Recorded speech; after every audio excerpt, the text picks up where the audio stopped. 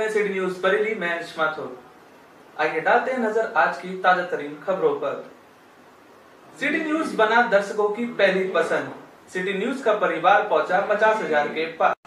अयोध्या में राम मंदिर का 5 अगस्त को भूमि पूजन होना है, लेकिन इससे पहले मंदिर के गर्भगृह की 2000 फुट गहराई में टाइम कैप्सूल रखा जाएगा।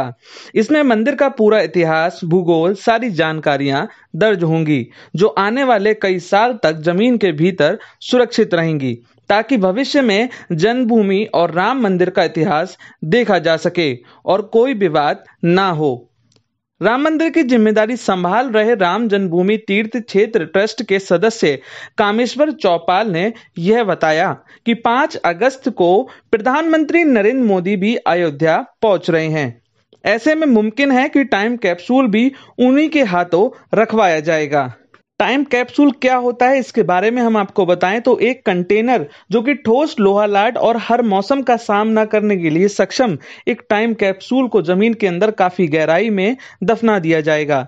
जमीन के अंदर ये सड़ता गलता नहीं है। टाइम कैप्सूल तैयार करने के लिए और दफनाने का मकसद यही होता है कि समाज में किसी भी समय, किसी भी खास वक्त पर किसी स्थान के इतिहास को सुरक्षित रखना।